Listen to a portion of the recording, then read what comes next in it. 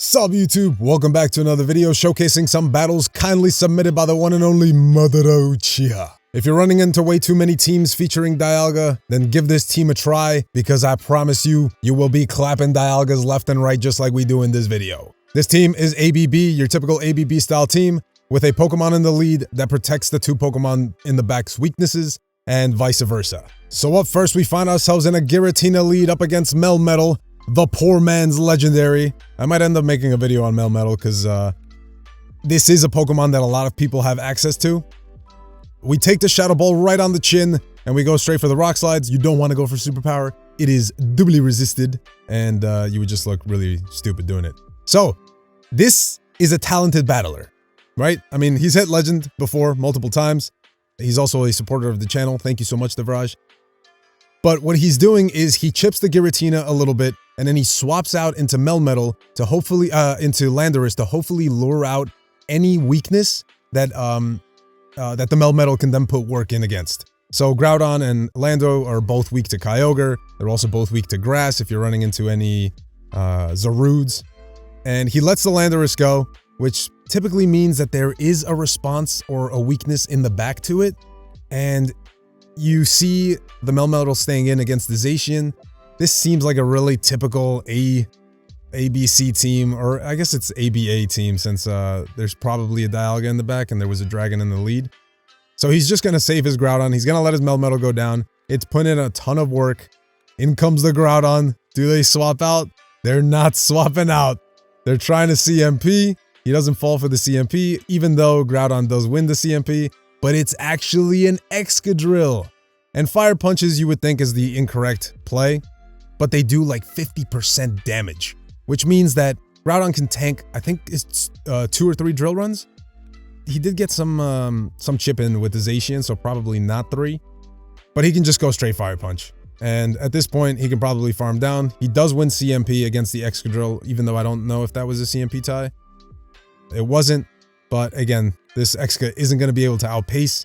What's left of Zacian is in the back. It comes back in to die as it lived. Annoying. And down goes Zacian. Another really annoying team. So this Pokemon, this team not only covers Dialga, but it does pretty well against Zacian, even though Melmetal is type weak to it. What do you do against the Flyer lead, specifically the Ho-Oh?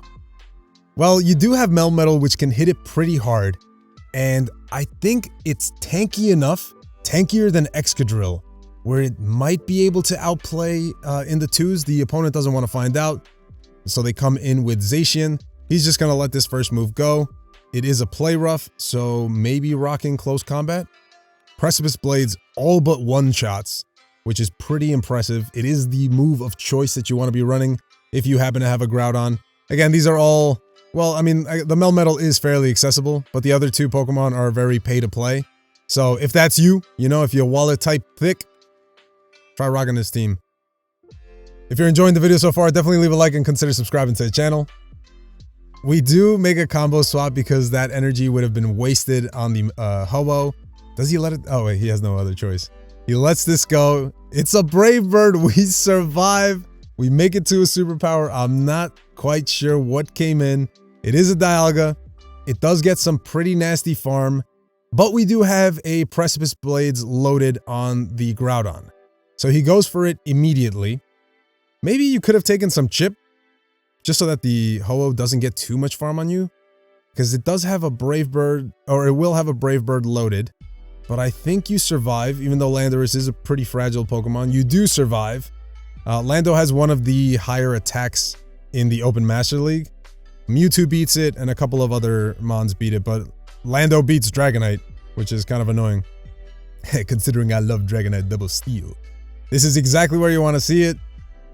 Dialga, even if it goes for the Draco Meteor, won't KO from this range, I think. I think it'll leave you like, oh wow, and he gets baited! Okay, that's just awful. He's gonna go for his own bait. Oh, but it lands on the Lugia. I don't know if the opponent tried to catch, but I definitely missed that. As you can see, he's staying in because Flyers are pretty troublesome for this backline, even though Lando can hit for pretty effective damage with the Stone Edge. but Lugia type thick. I think the Lugia still has to go for an Arrow Blast. Will it chicken out? It does. We live the Sky Attack. He banks the Superpower, which is beautiful. And he tanks a Sky Attack. They bring in Kyogre, which is exactly what you want to bait out. Do you survive enough to get to the next Superpower? No, we don't get the new game mechanic because Niantic is type crap. And this game works half the time. And half the time, it just likes to... Sometimes may be good, sometimes may be shit. We have to come in with Groudon, but lucky for us, Oppressive Blades KOs the Kyogre from this health. Groudon is a Kyogre counter. Confirmed. I think, yeah, at this point you can just go straight. What's this move? Fire Punch. And, oh, that's right, the Lugia's still alive. This is kind of crap. I think... I'm assuming he's just gonna... Okay, never mind. I was gonna say, I'm assuming he's just gonna keep throwing out fire punches and force the Lugia to throw. But regardless, one of these mons is gonna get farmed down. And we do manage to take out the Lugia. What comes in next? Another Ho-Oh. This is pretty garbage. But again, it's not the worst. He's throwing on correct move timing. You throw 7 Thunder Shocks or 7 Mud Shots, depending on your 2-turn move, for every 3 of their Sacred Fires. Again, this is an incredibly talented battler, much better than I am. He throws 2 Thunder Shocks this time, which is 4 turns of energy versus the Ho-Oh's Sacred, not Sacred Fire, Incinerate, which is a 5-turn move, so that way he can't sneak in any additional Incinerates. He waits a turn to watch and see what comes in. He goes for the Superpower. Now he can swap into Lando. I don't know if you outpace. Okay, it looks like you do outpace to the Stone Edge. This might one-shot from that health, and it does take it out. I doubt that they come back in with the Ho. I don't think they're going to try to catch these hands. They come in with the Dialga. Wow. All right, well, who am I to say who can play this game whatever way they want, you know? Some people just want to watch the world burn, I guess. That debuffed Superpower still does a ton of damage. I want to see if this man is going to catch. He doesn't. This is enough for the Draco. He calls it, or maybe it wasn't. I didn't quite see. Is he farming up again? He still throws on correct move timing, considering I think he still has the 1 shield left. This takes out the Ho-Oh, and the Dialga concedes the match, which is beautiful to see because we hates it. We hates Dialga. All right, this is a little more uncomfortable than the Giratina lead because this Giratina cow is much thicker. They build up to not enough for a, what's that big move? I forget what it's called.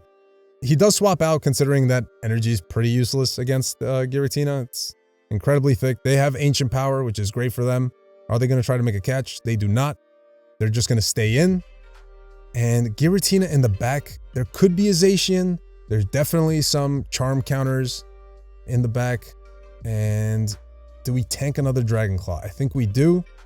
The fact that they're not swapping out means there's likely a Dialga in the back or something weak to ground. We soft lose that. He comes in with Groudon to get a juicy ass farm. I like this play. I like this play a lot. Even if they come in with something that Groudon is weak to, he can swap out into the Melmetal since he farmed up all of that energy. I'm guessing energy management on this team is also quite key. Oh, he throws on really poor timing there. That's unfortunate. Precipice Blade still does a ton of damage, which is great. And he's going to go for the Rock Slides now. I wonder if they swap out. They throw a Sacred Fire. He again throws on correct move timing. That way they can't swap out and catch this move on something else. But also so that they don't get any free energy in. Sacred Fire is thrown. They don't get the debuff, I believe. He makes it to another Rock Slide. I think this KOs from this health. It does. And it's an Exca. And sadly for us, one Superpower does not KO the Mole Rat. Ah, you love to see it. But yeah, there's no hope or prayer for this little Mole Rat. Ah, it's unfortunate because I love this Pokemon. And we take that game GG. I believe that's it. This was a pretty quick set of 5-0. But again, if you're running into a lot of Dialga and you hate Dialga the way we do, then rock this team if you have the Mons. Again, don't pay. You know, oh wow, we're rewarded with a Regigigas. The most useless Reggie. Thank you so much, Madara, for submitting these battles. Omae wa kakoi daro. If you want to see your battles showcased on the channel, there's a submission link down below. But for now, I'll catch you in that next video. Peace.